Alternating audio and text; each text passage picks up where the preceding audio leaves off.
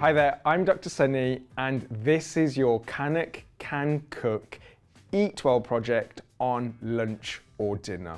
I'm bringing Asia to Cannock today and we're going to make a wonderful broth and ramen, which comes from Japan, but using noodles and Chinese vegetables that you're probably used to seeing in your stir fry, either from your takeaway or when you go out to eat. This is a really affordable and cheap dish and it's so easy to make.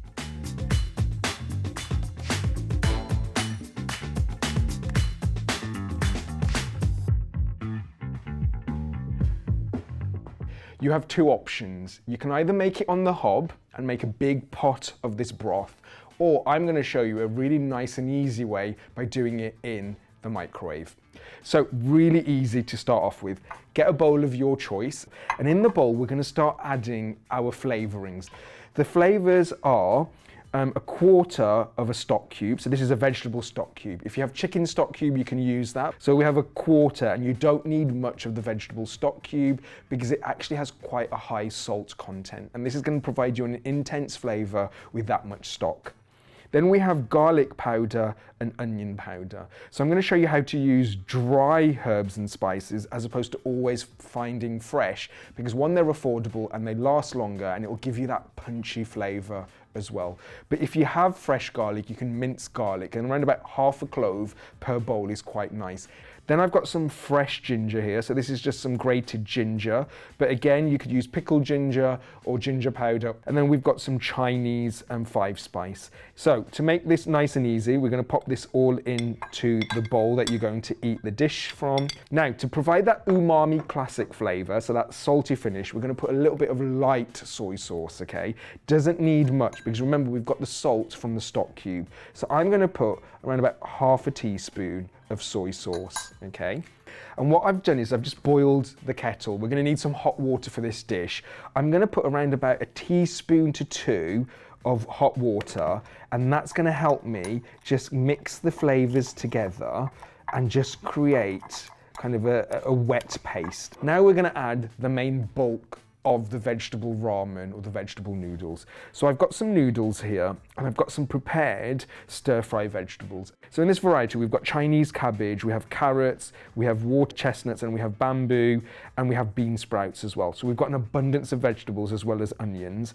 And then I'm just using some rice noodles. You can use whatever rice noodles you have at home, white rice noodles or brown rice noodles, but you can see here what's important, that I've got more vegetables than noodles. If you do want to add some protein, you can. Some cooked protein that's already been pre-prepared is great. So some cooked chicken breast, etc., will work well in here. We're going to add egg at the end.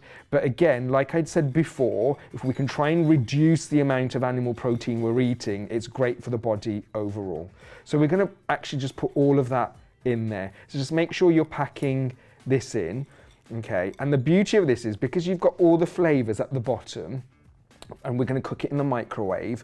Once we cover it, it's going to create a nice little vent, so the flavors are going to start circulating throughout the whole dish.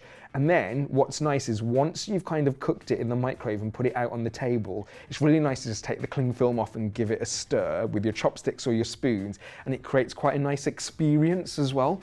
So this is a beautiful dish, again, like I say, for all ages, even if you're having a party and you're just thinking what's the easiest, quickest way.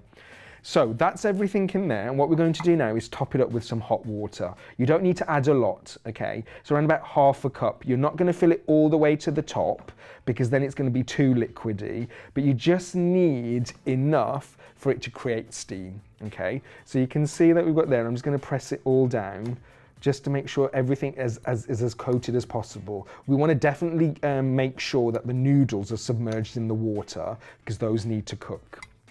And then the most simplest thing you do is get some cling film, wrap the cling film and just make sure it's completely secured. And you're going to notice because it's already hot water, it started steaming.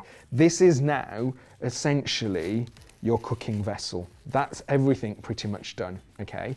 And then we pop this into our trusted microwave. No need to pierce kind of any holes in here. That will just create a nice kind of oven aspect. Pop it into the microwave, and we're going to cook this for 3 minutes. So once you've got that on for 3 minutes, on it goes, and Bob's your uncle.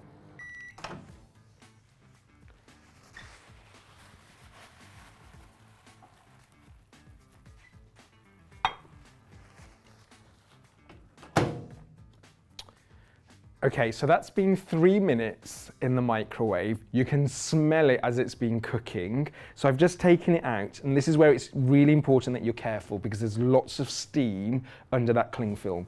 So just slowly start opening the bowl. I'd say just let it come from one corner and you'll see and smell and feel all that steam.